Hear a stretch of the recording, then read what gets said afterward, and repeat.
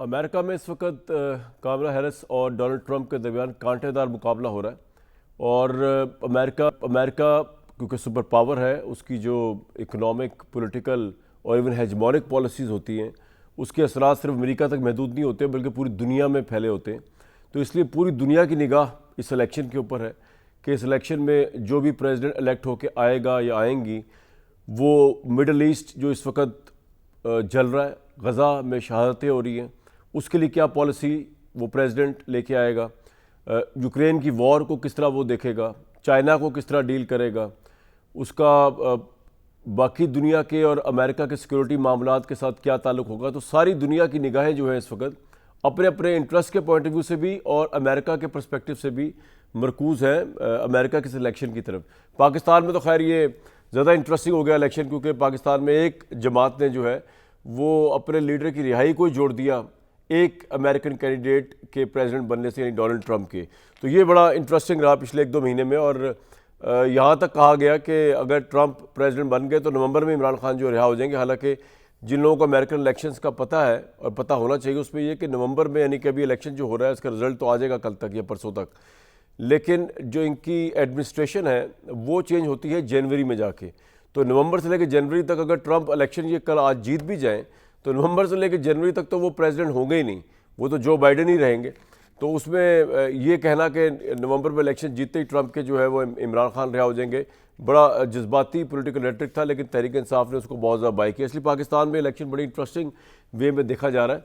Donald Trump बड़ी interesting personality, बहुत से लिहाजों से लोग जो है उनका मुकाबला करते हैं इमरान खान के साथ। अभी उनका रिसेंट ट्वीट आया है, if I am not wrong, तो उन्होंने कहा है कि अगर आपने एंटी इस्टेब्लिशमेंट अपने आप को उन्होंने जाहिर किया, और उन्होंने कहा अगर इस्टेब्लिशमेंट के ख़िलाफ़ वोट देना है तो मुझे वोट दें। तो इस कॉन्टेक्स्ट में इमरान और ट्रंप जो है वो बहुत सी लिहाज से एक दूसरे के साथ मिले हुए। इस पर ज़रूर बात करेंगे। आज पाकिस्तान में एक बड़ी तब्दीली आई है, आइनी बेंच जो है वो बन गया। और आपको मैं बताने की कोशिश करूँगा कि ये इन सो मैनी वर्ड्स एक्चुअली ये एक सेपरेट वफाकी आइनी अदालत ही है। इसका नाम वफाकी आइनी अदालत नहीं है, लेकिन ये है एक सेपरेट, क्योंकि इसमें अपील जो है उसका हक भी सुप्रीम कोर्ट के पास के लार्जर बेंच के पास नहीं है, आइनी बेंच के पास ही रहेगा। इस बेंच के सरबरा 7 जजेस ये सब आ चुके हैं। इनमें सीनियर मोस्ट जज जो है चीफ जस्टिस समेत जस्टिस मंसूर अली शाह, जस्टिस मुनीब अख्तर, ये लोग इस बेंच का हिस्सा नहीं है। यानी इन लोगों को कॉन्स्टिट्यूशन का कम पता है। बाकी जो इनसे जूनियर हैं वो इसके अंदर आ चुके हैं, उन पर मैं भी आऊँगा। लेकिन पहले अमेरिका के इलेक्शन में उस्मा बुखारी साहिबा, हाफिज़ हफीजुल्लाह नियाज़ी, ये हमारे साथ पाकिस्तान में, और शाहिद अहमद खान एडवाइज़र हैं। आप हाफिज़ हमदुल्ला साहब, ये JOF के, ये हमारे साथ हैं पाकिस्तान में। लेकिन अगर मैं थोड़ी सी देर के लिए पहले जाना चाहूँ अमेरिका में, जहाँ शाहिद अहमद खान आप एडवाइज़र हैं अमेरिकन सदर इस वक्त जो बाइडन के, उनसे बात करने की कोशिश करते हैं। शाहिद साहब, आपको मेरी आवाज़ आ रही है? मुझे आपकी आवाज़ आ रही है कामरान। सर, तो इलेक्शन होने से पहले धांधली का शोर उठ जाता है। अमेरिका में आज इलेक्शन हो रहा है, कितना % चांस है इलेक्शन में धांधली का?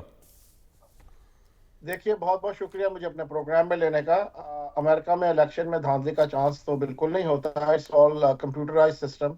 और इस वक्त जो आज सूरत हाल ये है कि हमारे करीबन 165 मिलियन रजिस्टर्ड वोटर्स हैं और 79 million voters votes already in. उसमें जो मेल इन बैलेट्स हैं और उसमें जो अर्ली वोटिंग है उसके हिसाब से तकरीबन 79 million votes are already in. और टोटल गालिबन 24 करोड़ वोट है, वोटर रजिस्टर है अमेरिका में, जिसमें से आप कह रहे हैं 8 करोड़ ऑलरेडी वोट डाल चुके हैं अर्ली और मेलिंग वोटिंग से। जी, 162 मिलियन के करीब रजिस्टर्ड वोटर्स हैं। अच्छा, ओके। और 80 के करीब जी डाल चुके हैं। तो ऐसे जी तो काफी ज्यादा परसेंटेज। लेकिन शाहिद साहब, लास्ट टाइम भी इलेक्शन में डोनाल्ड ट्रंप जो थे उन्होंने धांधली का शोर मचा दिया था। इससे पहले भी हमने देखा इलेक्शंस के अंदर धांधली का शोर उठता रहा। एक दफ़ा तो ऐसे हुआ जब जॉर्ज बुश जूनियर बने थे प्रेसिडेंट, सुप्रीम कोर्ट ने जो है वो फैसला किया। तो ये सब कुछ तो अमेरिका में भी होता रहता है, धांधली का शोर तो उठता है। जी, it's a big country and of course there are different point of views on this. America में one of the sacred thing is one man one vote. हर आदमी को ये कॉन्फिडेंस है कि वो वोट देने जाएगा तो उसका वोट वैसे ही होगा। तो ये एक बहुत बड़ा अमेरिकन सिस्टम में है। तो इसमें ट्रम्प जो कहते हैं, डोनाल्ड ट्रम्प साहब जो कहते हैं, उनका मकसद ये है कि ये मेल इन बैलेट जो है उस पर उनको एतराज है।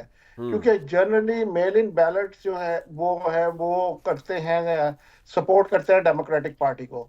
आपने जॉर्जिया में भी देखा और many other states, I mean generally they support the democratic institutions and democratic party.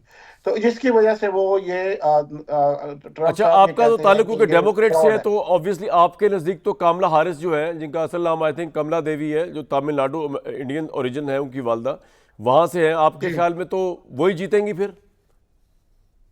जी, अब ऐसे है कि ये इलेक्शन इज वेरी क्लोज। मैं इस वक्त डिट्रॉयट मिशिगन में हूँ, वोटिंग नॉकिंग ऑन डोर्स। तो मुझे रियल सिचुएशन इस वक्त बिल्कुल पता चल रही है। हमारे तमाम डेमोक्रेटिक सेनेटर्स, हमारे Democratic governors and Democratic activist, they are in battle ground states, and I am one of them. I am here with